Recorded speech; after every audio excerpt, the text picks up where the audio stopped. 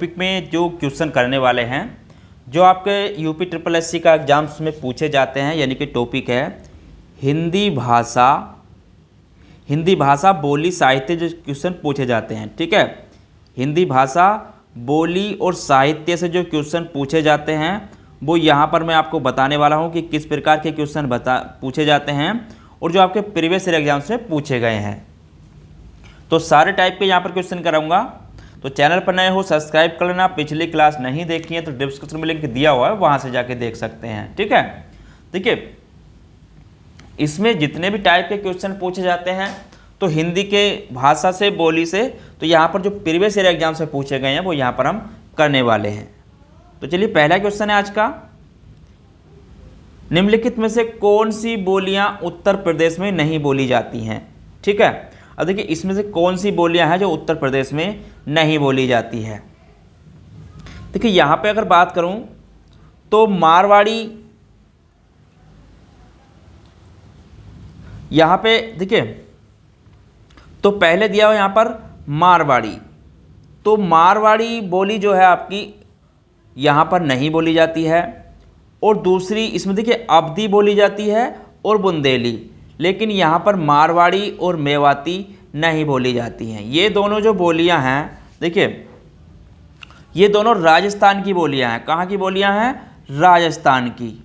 तो यहाँ पर इनको नोट करते चलना, ये राजस्थान की बोलियाँ हैं, ये राजस्थान में बोली जाती हैं। ठीक है, दोनों बोलियाँ जो हैं राजस्थान की हैं, लेकिन बुंदेली और अवधी आपके उत्तर प्रदेश में बोली जाती हैं। ठीक है, तो यहाँ पर आंसर क्या हो जाएगा आपका?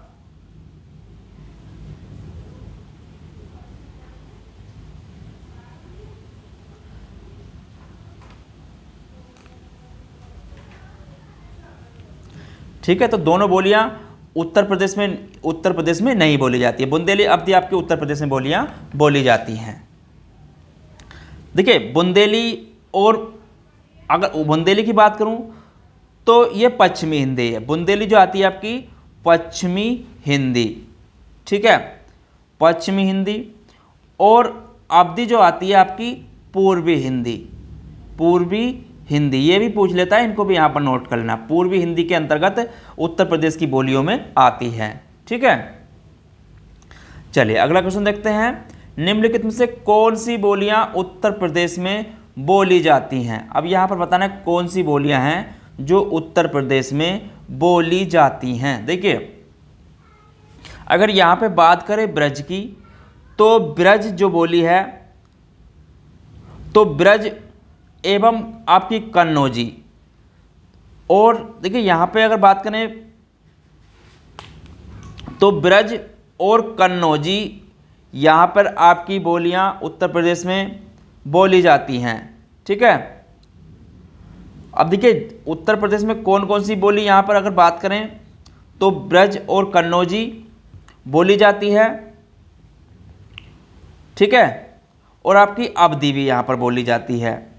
अवधी भी यहाँ पर आपकी बोली जाती है। ये तीनों बोलियाँ उत्तर प्रदेश में बोली जाती हैं, ब्रज, अवधी, कन्नौजी। लेकिन जो बघेली है अगर इसकी बात करूँ तो ये आपकी मध्य प्रदेश में बोली जाती है। कहाँ पर बोली जाती है? मध्य प्रदेश में। ठीक है, ये आपकी मध्य प्रदेश में बोली जाती है। देखिए यहाँ पे अगर बात करें, देखिए ब्रज और शोरसेन, यहाँ पे अगर बात करूँ ब्रज कन्नौजी, ब्रज और आपकी कन्नौजी की, तो ब्रज और जो कन्नौजी बोलियाँ हैं ये देखिए उत्तर प्रदेश में शोरसेनी अपभ्रंश के पश्चिमी हिंदी के अंतर्गत आती हैं। ठीक है, किसके अंतर्गत आती हैं? शोरसेनी अपभ्रंश के। यहाँ पर इसको भी नोट कर लेना, शोरसेनी अपभ्रंश के पश्चिमी हिंदी के अंतर्गत आती हैं। काय के अंतर्गत आती हैं? पश्चिमी हिंदी के अंतर्गत। ठीक है, तो यहाँ पर इस चीज़ को भी नोट कर लेना, ये पश्चिमी हिंदी के अंतर्गत आती हैं। ठीक है, पश्चिमी हिंदी के अंतर्गत। ठीक है, अब देखिए अवधि की बात करूं तो अवधि जो है, अगर अवधि की बात की जाए अवधि, तो अवधि आपकी अर्धमागधी यहाँ पर इसको भी नोट कर लेना, अर्धमागधी, अर्धमागधी पूर्वी हिंदी, अर्धमागधी अपभ्रंश, ठीक है, अर्धमागधी अपभ्रंश पूर्वी हिंदी के अंतर्गत, ठीक है, पूर्वी हिंदी के अंतर्गत आती है, ठीक है, पूर्वी हिंदी के अंतर्गत। तो इसको भी नोट करना, ये भी आपका पूछ लेता है एग्जाम में, ठीक है। चलिए अगला क्वेश्चन देखते हैं, निम्नलिखित में से कौन सा राज्य हिंदी क्षेत्र के अंतर्गत आते हैं। तो इसमें से कौन कौन से राज्य हैं जो हिंदी क्षेत्र के अंतर्गत आते हैं। देखिए यहाँ पर अगर बात करें तो हिमाचल प्रदेश हिंदी के अंतर्गत आता है, हिमाचल प्रदेश, ठीक है, हिमाचल भी है, उत्तराखंड भी है, मध्य प्रदेश भी है और आपका छत्तीसगढ़। देखिए इन सभी राज्यों में ये हिंदी के अंतर्गत आते हैं। अब देखिए ये हो गए, तो हिमाचल प्रदेश, उत्तराखंड, मध्य प्रदेश, और कौन कौन से आते हैं, तो उत्तर प्रदेश भी आता है आपका हिंदी के अंतर्गत, उत्तर प्रदेश भी आता है, बिहार भी आता है, ठीक है, तो इनको भी नोट कर लेना, बिहार भी आता है, झारखंड भी आता है, ठीक है, झारखंड भी आता है और हरियाणा भी आता है, हरियाणा, तो इसको भी नोट कर लेना, हरियाणा, छत्तीसगढ़, हिमाचल प्रदेश हो गया, दिल्ली भी आता है, ठीक है, दिल्ली भी, और आपका चंडीगढ़, ठीक है, चंडीगढ़, चंडीगढ़, तो ये भी आपके जो हैं जो हिंदी के अंतर्गत आते हैं, इनको भी यहाँ पर नोट कर लेना, ठीक है।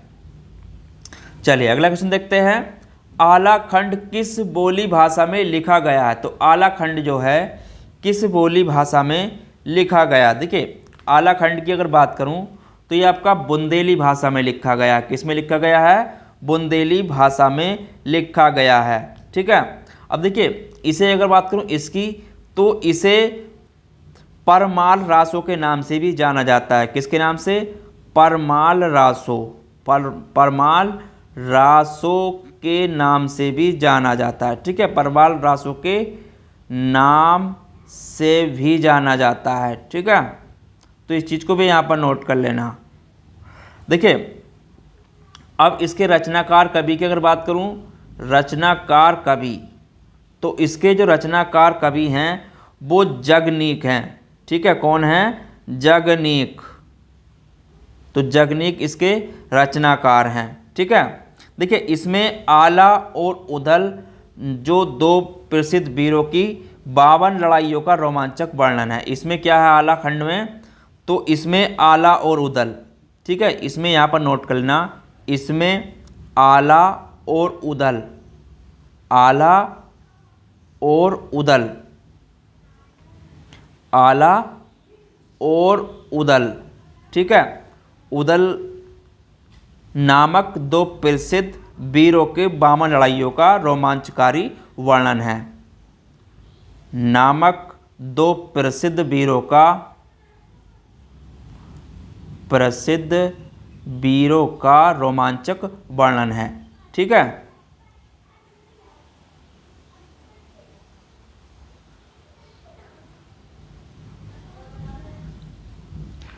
ठीक है, तो इस चीज़ को यहाँ पर नोट कर लेना। देखिए हिंदी साहित्य के इतिहास को किस काल की वीरगाथा काल भी कहा जाता है। तो हिंदी साहित्य के इतिहास के काल को वीरगाथा काल भी कहा जाता है। तो किसे कहा जाता है, यहाँ पर अगर बात करें, देखिए हिंदी भाषा के साहित्य इतिहास के काल को वीरगाथा काल किसे कहते हैं, तो आदिकाल को, ठीक है। देखिए हिंदी साहित्य के प्रथम पड़ाव जो था, हिंदी साहित्य का प्रथम पड़ाव, हिंदी साहित्य का प्रथम पड़ाव जो होता है वो आपका आदिकाल को, ठीक है, प्रथम पड़ाव आदिकाल को कहा जाता है, ठीक है। जिसे अलग अलग नामों से अभिहित किया गया है, जैसे रामचंद्र शुक्ल ने वीरगाथाओं की प्रचुरता और लोकप्रिय आधार पर वीरगाथा काल नाम दिया है। किसने दिया है अगर वीरगाथा काल, तो वीरगाथा काल जो नाम दिया था वो रामचंद्र शुक्ल ने, ठीक है, आचार्य रामचंद्र शुक्ल ने, आचार्य यहाँ पर नोट कर लेना, रामचंद्र शुक्ल, ठीक है, रामचंद्र शुक्ल ने वीर गाथाओं की प्रचुरता और लोकप्रियता के आधार पर वीर गाथा कॉलेज को नाम दिया था। चलिए, हिंदी की मूल उत्पत्ति किससे मानी जाती है? तो हिंदी की मूल उत्पत्ति जो मानी जाती है वो किससे मानी जाती है? देखिए, हिंदी की मूल उत्पत्ति शौरसेनी अपभ्रंश से मानी जाती है। ठीक है, शौरसेनी अपभ्रंश से मानी जाती है। अब देखिए, शौरसेनी अपभ्रंश के अंतर्गत जो आती हैं, शौरसेनी अपभ्रंश के अंतर्गत, तो यहाँ पर नोट कर लेना, अंतर्गत पश्चिमी हिंदी। अब क्या क्या आती है यहाँ पर, इसको नोट कर लेना। ठीक है, पश्चिमी हिंदी आती है, पश्चिमी हिंदी, राजस्थानी,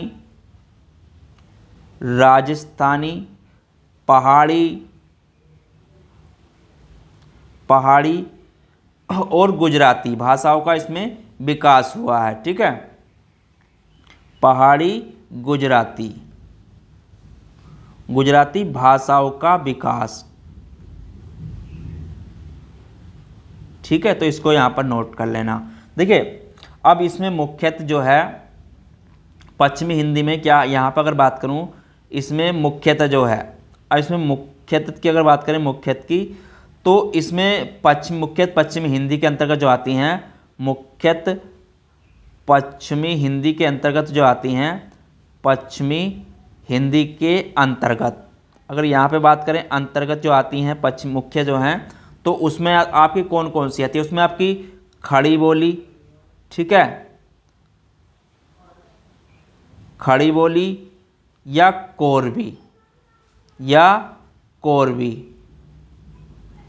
कोरवी, ब्रजभाषा, हरियाणी, बुंदेली, कन्नौजी का विकास हुआ है। ठीक है, तो इसको भी यहाँ पर नोट कर लेना। कोरवी,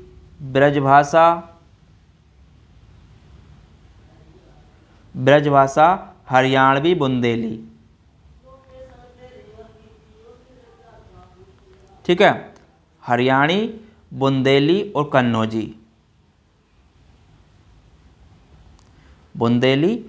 कन्नौजी, इनका विकास हुआ है इसके अंतर्गत, तो इसको यहाँ पर नोट कर लेना। ठीक है, का विकास, तो ये भी पूछ लेता है, इसलिए यहाँ पर इसको भी नोट कर लेना। चलिए अगला क्वेश्चन देखते हैं। आधुनिक हिंदी गद्य का जन्मदाता किसे कहा जाता है? तो आधुनिक हिंदी गद्य का जन्मदाता किसे कहा जाता है? देखिए, आधुनिक हिंदी गद्य का जन्मदाता भारतेंदु हरिश्चंद्र को कहा जाता है। ठीक है, किसे कहा जाता है? भारतेंदु हरिश्चंद्र को। तो इनका जन्म कब हुआ था? देखिए, इनके जन्म की अगर बात करूं तो जन्म इनका 1850, ठीक है, 1850 वाराणसी में हुआ था। 1850 वाराणसी में हुआ था। और भारतेंदु ने, देखिए, भारतेंदु ने हिंदी को नए रूप में ढाला है। ठीक है, तो नए रूप में इन्होंने ही ढाला हिंदी को। इनकी कुछ महत्वपूर्ण कृतियां हैं, तो यहाँ पर इनको नोट कर लेना। तो इनकी महत्वपूर्ण कृतियां हैं कुछ, जैसे इसमें देखिए प्रेम मलिका, तो इनकी नोट कर लेना महत्वपूर्ण। प्रेम मलिका है, प्रेम माधुरी, ठीक है, भारत दुर्दशा है, और इसमें अंधेरी नगरी, ठीक है, अंधेरी नगरी, और एक आती है इसमें कृष्ण चरित्र।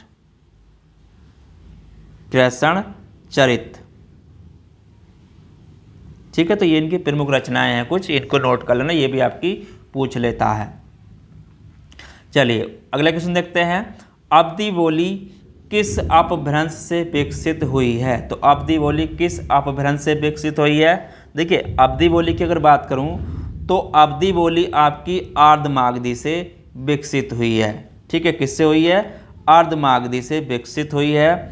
और अर्धमागधी जो है, अर्धमागधी अपभ्रंश जो है, अर्धमागधी अपभ्रंश, ठीक है, अपभ्रंश संस्कृत, यहाँ पर इसको नोट कर लेना, अर्धमागधी अपभ्रंश संस्कृत और आधुनिक भारतीय भाषाओं के बीच, आधुनिक भारतीय भाषाओं के बीच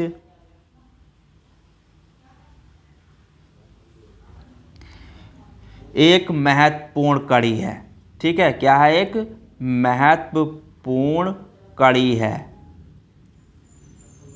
ठीक है, अब देखिए अवधी बोली जो आती है वो अर्धमागधी के अंतर्गत अपभ्रंश से विकसित हुई बोली है। ठीक है, तो इसको यहां पर नोट कर लेना। चलिए अगला क्वेश्चन देखते हैं। वाराणसी, गोरखपुर, आरा के मध्य कौन सी भाषा बोली जाती है? देखिए वाराणसी, गोरखपुर, आरा के मध्य कौन सी भाषा बोली जाती है? देखिए इसकी अगर बात करूं तो इनके जो मध्य बोली जाती है वो भोजपुरी बोली जाती है। ठीक है, कौन सी बोली जाती है? भोजपुरी बोली जाती है। अब देखिए यहाँ पे अगर बात करूँ भोजपुरी का भाषा केंद्र, तो इसका भोजपुरी का भाषा केंद्र कौन सा है? अगर इसके केंद्र की बात करें तो ये है भोजपुर। ठीक है, क्या है? भोजपुर इसका भाषा केंद्र है। अब देखिए भारत के बाहर कहाँ कहाँ बोली जाती है? भारत के बाहर, तो अगर भारत के बाहर की बात करें तो ये आपकी सूरीनाम, सूरीनाम, फिजी, भारत के बाहर जो बोली जाती है सूरीनाम, फिजी, मॉरिशस,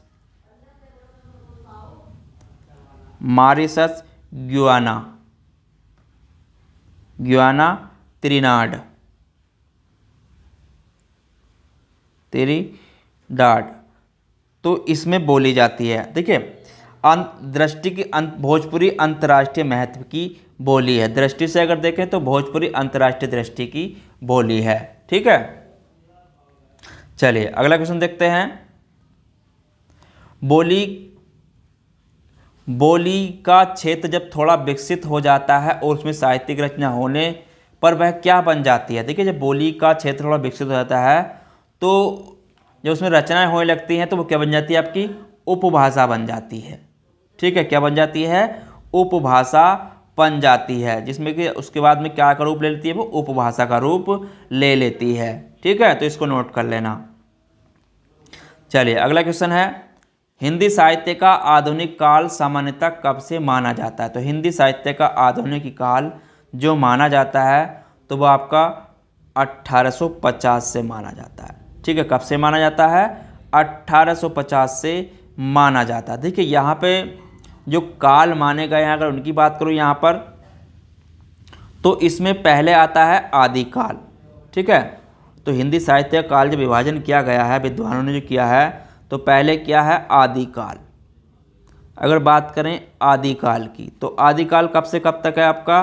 देखिए 1050 से 1375 ईस्वी तक। ठीक है, अब भक्ति काल, उसके बाद है आपका भक्ति काल। तो भक्ति काल जो माना गया है 1375 से 1700 ईस्वी तक। ठीक है, उसके बाद रीतिकाल,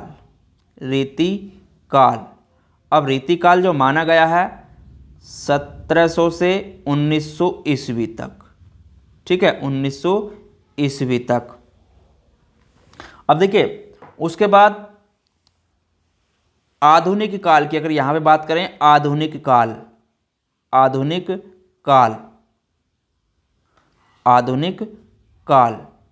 तो आधुनिक काल का जो माना गया है वो आपका 1900 ईस्वी से अध्ययन तक। ठीक है, अध्ययन तक, तो अद्यतन माना गया है अब तक। ठीक है, अब देखिए यहाँ पे एक चीज़ नोट कर लेना, आधुनिक काल को 4 भागों में व्यक्त किया गया है। आधुनिक काल को 4 भागों में विभक्त किया गया है। ठीक है, आधुनिक काल, तो कितने भाग हैं इसके भी? आपके 4 भाग हैं। कौन कौन से हैं? तो पहले इसमें है आपका भारतेंदु युग।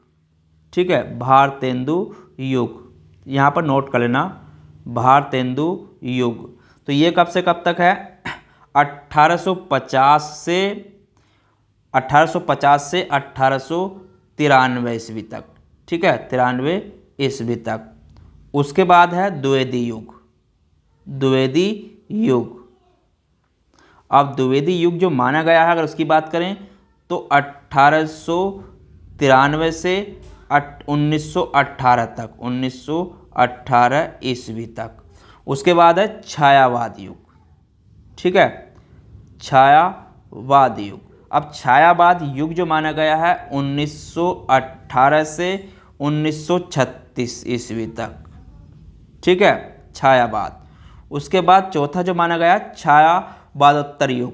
छायावादोत्तर युग की अगर बात करें, छायावादोत्तर युग की, छायावादोत्तर युग, अब ये जो माना गया है 1936 से अब तक, ठीक है, 1936 से अब तक। तो यहाँ पर इसको भी नोट कर लेना, ठीक है। तो इनका उद्देश्य मेरा यही था, क्योंकि इससे कोई भी रिलेटिव क्वेश्चन आता है तो आप उसको भी कर सकते हैं। चलिए अगला क्वेश्चन देखते हैं। ब्रज भाषा का केंद्रीय क्षेत्र है, तो ब्रज भाषा का जो केंद्रीय क्षेत्र है वो कौन सा है? देखिए ब्रज भाषा के केंद्रीय क्षेत्र की बात करूं तो इसका जो क्षेत्र है वो मथुरा है, ठीक है। कौन सा है? मथुरा है। अब इसके अंतर्गत जो अन्य क्षेत्र आते हैं, अगर उसकी बात करें अन्य क्षेत्र, तो इसके अंतर्गत देखिए आगरा, तो आगरा आता है, ठीक है, आगरा आता है, अलीगढ़ आता है, अलीगढ़ आता है, बरेली आता है, ठीक है, बरेली आता है, बदायूं भी आता है, बदायूं, एटा, मैनपुरी, ठीक है, एटा, मैनपुरी, गुरुग्राम, गुरुग्राम, भरतपुर, भरतपुर, करौली। तो ये इसके अंतर्गत आते हैं आपके, इसको ब्रज भाषा के अंतर्गत, ठीक है। अब देखिए ब्रज भाषा जो है, अगर यहाँ पे बात करूँ ब्रज भाषा की, तो ब्रज भाषा आपकी यानी कि शौरसेनी अपभ्रंश की पश्चिमी हिंदी की उपभाषा से, ठीक है। अब ये देखिए ब्रज भाषा जो है आपकी शौरसेनी अपभ्रंश की ब्रज भाषा, शौरसेनी अपभ्रंश की, शौरसेनी अपभ्रंश की, अपभ्रंश की पश्चिमी हिंदी, यहाँ पर इसको भी नोट कर लेना, पश्चिमी हिंदी उपभाषा से, ठीक है, पश्चिमी हिंदी उपभाषा से ओकार बहुला रूप में विकसित हुई है, ठीक है, से ओकार बहुला रूप में विकसित हुई है, ओकार बहुला रूप में विकसित हुई है, ठीक है, विकसित हुई है। तो यहाँ पर इसको नोट कर लेना। देखिए अब अवधि, अगर बात करूँ यहाँ पर अवधि की क्षेत्र की, तो अवधि के अंतर्गत कौन कौन से आते हैं?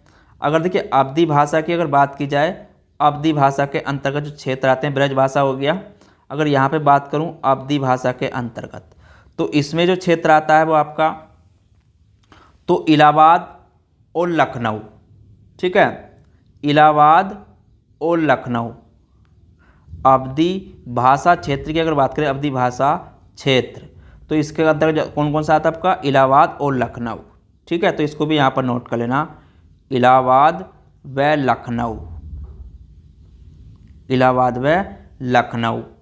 अब देखिए तो ये इसके क्षेत्र हैं। अगर भोजपुरी की पूछता है, मैंने अभी भी लिखवाया था आपको भोजपुरी, तो भोजपुरी भाषा का जो प्रमुख क्षेत्र है, अगर बात करें प्रमुख क्षेत्र की, तो प्रमुख क्षेत्र में आपका वाराणसी आता है, ठीक है। कौन सा आता है? वाराणसी। तो इसको भी नोट कर लेना, ठीक है।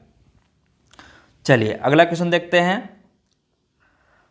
बुंदेली का क्षेत्र है, तो बुंदेली का जो क्षेत्र है वो कौन सा? देखिए बुंदेली के क्षेत्र की अगर बात करूं तो बुंदेली के क्षेत्र के अंतर्गत जो आते हैं आपके झांसी, जालौन, दतिया। अब देखिए यहाँ पे बुंदेली जो है वो पश्चिमी हिंदी की ओकार बहुला वर्ग की है, ठीक है। बघेली क्या है? पश्चिमी हिंदी की, पश्चिमी हिंदी की ओकार बहुला वर्ग की बोली है, ठीक है, की ओकार बहुला वर्ग की बोली है, वर्ग की बोली है। ठीक है। अब देखिए ये उत्तर प्रदेश में जो बोली जाती है, अगर बात करूं उत्तर प्रदेश में, तो उत्तर प्रदेश में कहाँ कहाँ बोली जाती है, तो उत्तर प्रदेश में झांसी, ठीक है, झांसी, उरई, झांसी, उरई, जालौन, जालौन, हमीरपुर। ठीक है, झांसी, उरई, जालौन, हमीरपुर। अब देखिए अगर यहाँ पे बात करें इसकी मध्य प्रदेश में, तो मध्य प्रदेश में, अब मध्य प्रदेश में ये कहाँ तक बोली जाती है उसके क्षेत्र में, तो मध्य प्रदेश में आपकी देखिए सागर, ठीक है, सागर, ओरछा, दतिया, ओरछा, दतिया, दतिया, होशंगाबाद, ठीक है, होशंगाबाद। तो ये मध्य प्रदेश में इतने क्षेत्र में बोली जाती है आपकी बुंदेली। ठीक है, तो इसको भी यहाँ पर नोट कर लेना। ठीक है, इसलिए मैंने आपको यहाँ पर ये लिखवाया। तो यहाँ पर आपका झांसी, जालौन, दतिया दिया हुआ है। ठीक है, और ये जून स्टेट के एग्जाम से पूछा गया क्वेश्चन है। चलिए अगला क्वेश्चन देखते हैं। जिस भाषा का अनुवाद किया जाता है उसे क्या कहते हैं? जिस भाषा का अनुवाद किया जाता है तो उसे क्या कहते हैं? देखिए, तो उसे कहते हैं स्रोत भाषा। ठीक है, तो उसे क्या कहते हैं? स्रोत भाषा कहते हैं। जिस नई भाषा में अनुवाद किया जाता है, ठीक है, और जिस भाषा का अनुवाद किया जाता है, जिस भाषा में अनुवाद किया जाता है, तो उसे क्या कहते हैं? जिस भाषा में अनुवाद किया जाता है। देखिए यहाँ पर नोट कर लेना एक चीज, जिस भाषा में अनुवाद किया जाता है, जिस भाषा में अनुवाद किया जाता है, ठीक है, अनुवाद किया जाता है, तो उसे क्या कहते हैं? तो वो आपकी लक्ष्य भाषा या प्रस्तुत भाषा कहलाती है। तो वो क्या कहलाती है? आपकी लक्ष्य भाषा, लक्ष्य भाषा या प्रस्तुत भाषा। ठीक है, तो वो आपकी लक्ष्य भाषा या प्रस्तुत भाषा कहलाती है। और जिस भाषा का अनुवाद किया जाता है उसे स्रोत भाषा कहते हैं। ठीक है, अब देखिए, अब यहाँ पे एक चीज और नोट कर लेना। अब मानक भाषा क्या कहलाती है?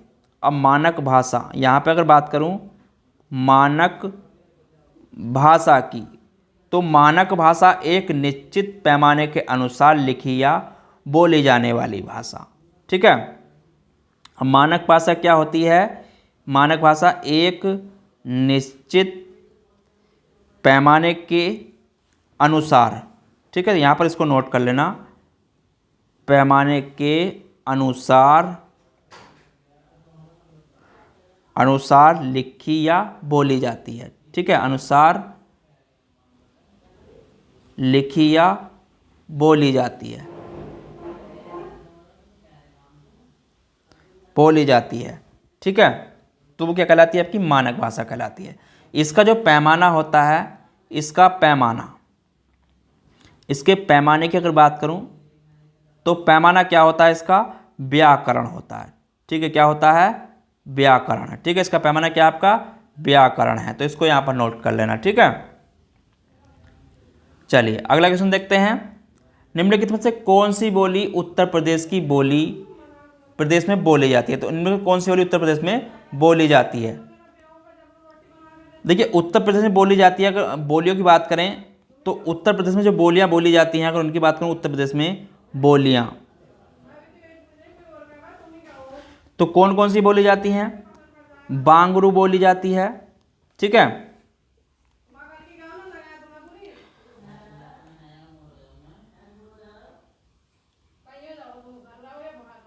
देखिए, तो उत्तर प्रदेश की बोलियां की बात करूं, देखिए, तो यहां पर अगर बांगरू की बात करूं तो बांगरू आपकी हरियाणा में बोली जाती है। कहां पर बोली जाती है? हरियाणा में। अगर बुंदेली की बात करें तो मध्य प्रदेश की प्रमुख बोली है। ठीक है, मध्य प्रदेश की।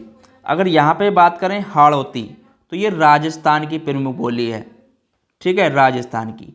कन्नौजी जो है वो आपकी उत्तर प्रदेश में बोली जाती है। ठीक है, तो कन्नौजी आपकी उत्तर प्रदेश में बोली जाती है प्रमुख रूप से। ठीक है, तो यहाँ पर इसको नोट कर लेना। हिंदी साहित्य को कितने कालखंडों में विभक्त किया गया है? तो हिंदी कालखंडों को कितने भागों में विभक्त किया गया है? तो अभी मैंने आपको लिखवाया था 4 कालखंडों में, पीछे लिखवा दिया था आपको, वहां से नोट कर लेना, ठीक है। चलिए अगला क्वेश्चन देखते हैं। पूर्वी हिंदी के अंतर्गत कौन कौन सी बोलियां नहीं बोली जाती है? पूर्वी हिंदी क्षेत्र में कौन सी बोलियां नहीं बोली जाती हैं? तो पूर्वी हिंदी की अगर बात करूं तो इसमें कौन सी नहीं आती? देखिए पूर्वी हिंदी में जो बोली आती है, अगर उसकी बात करूं, पूर्वी में आपकी अवधी आती है, ठीक है, अवधी आती है, बघेली आती है, अवधी, बघेली, जय छत्तीसगढ़ी, ठीक है, छत्तीसगढ़ी, तो ये आती हैं, लेकिन आपकी जयपुरी इसमें नहीं आती है, ठीक है। तो यहाँ पर ये हो जाएगा जयपुरी, इसका आंसर हो जाएगा, ठीक है। चलिए अब देखिए यहाँ पे एक चीज़ और नोट कर लेना। अब यहाँ पे पूर्वी हो गया। पश्चिमी हिंदी की बात करूँ तो पश्चिमी हिंदी में कौन कौन सी आती हैं आपकी? पश्चिमी हिंदी। तो पश्चिमी हिंदी में जो आती है आपकी, तो उसमें देखिए खड़ी बोली या कोरवी, मैंने अभी लिखवाया था, खड़ी बोली या कोरवी, खड़ी बोली या कोरवी इसके अंतर्गत आती है, ठीक है। हरियाणवी, हरियाणवी जिसे बोलते हैं बांगरू, ठीक है। दक्खनी, यहाँ पर नोट कर लेना, ये अभी पूछ लेता है, दक्खनी ब्रजभाषा, ब्रजभाषा, बुंदेली कन्नौजी, ठीक है, बुंदेली कन्नौजी। अब देखिए बिहारी हिंदी के अंतर्गत जो आती हैं उसको भी नोट कर लेना, ये भी पूछ लेता है आपका बिहारी हिंदी। तो बिहारी हिंदी के अंतर्गत जो आती हैं भोजपुरी, ठीक है, भोजपुरी, मगही, भोजपुरी, मगही, मैथिली, तो ये बिहारी हिंदी के अंतर्गत आती हैं। और यहाँ पे उसके बाद यहाँ पे नोट कर लेना एक पहाड़ी हिंदी, पहाड़ी हिंदी। अब पहाड़ी हिंदी के अंतर्गत अगर बात करें तो इसमें कुमाऊनी और गढ़वाली आती है, ठीक है, कुमाऊनी और आपकी गढ़वाली, तो ये बोलियां इसमें आती हैं, ठीक है। तो इसको यहाँ पर नोट कर लेना। चलिए अगला क्वेश्चन देखते हैं। हिंदी भाषा राज्य के अंतर्गत कौन सी भाषा का राज्य नहीं है? तो हिंदी भाषा राज्य के अंदर कौन सी भाषा का राज्य नहीं है? देखिए यहाँ पे उत्तर प्रदेश में हिंदी बोली जाती है, बिहार में बोली जाती है, झारखंड में बोली जाती है, लेकिन महाराष्ट्र में आपकी हिंदी नहीं बोली जाती है। तो इसकी जो बोली है वो है मराठी बोली, ठीक है, क्या है? मराठी बोली, ठीक है। तो इसको यहाँ पर नोट कर लेना। चलिए अगला क्वेश्चन देखते हैं। ब्रज हिंदी किस उपभाषा के अंतर्गत आता है? तो ब्रज हिंदी की किस उपभाषा के अंतर्गत आती है? देखिए अगर इसकी बात करूं तो ये आपकी पश्चिमी हिंदी के अंतर्गत आती है, ठीक है, किसके अंतर्गत आती है? पश्चिमी हिंदी के अंतर्गत आती है, ठीक है। चलिए अगला क्वेश्चन और देख लेते हैं। एक लास्ट क्वेश्चन है आज के टॉपिक का, और इसमें मैं कल आपको जो रिलेटिव होंगे आगे उससे क्वेश्चन कराऊंगा, ठीक है। तो जयपुरी का स्थानीय नाम क्या है? तो जयपुरी का जो स्थानीय नाम है वो क्या है? देखिए जयपुरी का स्थानीय नाम डुंडाली है, ठीक है, डुंडाड़ी है इसका स्थानीय नाम, ठीक है। तो इसका डुंडाड़ी है स्थानीय नाम। देखिए राजस्थानी हिंदी उपभाषा की एक बोली है, ये जो है राजस्थानी भाषा की एक उपबोली है, ठीक है। तो ये राजस्थान की है, यहाँ पर इस चीज़ को भी नोट कर लेना, ठीक है, राजस्थान उपभाषा की, राजस्थान उपभाषा की एक बोली है, ठीक है। अब देखिए अगर यहाँ पे बात करें जो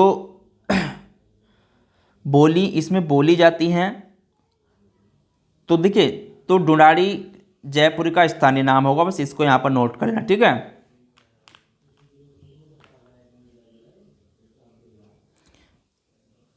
तो आज के टॉपिक में इतना ही। कल में इसमें जो क्वेश्चन बनेंगे और कल करा दूंगा आपको आगे। तो आज मिलते हैं कल इसमें नेक्स्ट क्वेश्चनों के साथ। तो चैनल पर नए हो सब्सक्राइब कर लेना, पिछली क्लास नहीं देखें तो डिस्कशन में लिंक दिया हुआ है, वहाँ से जाके देख लें। मिलते हैं फिर कल, जब तक के लिए धन्यवाद।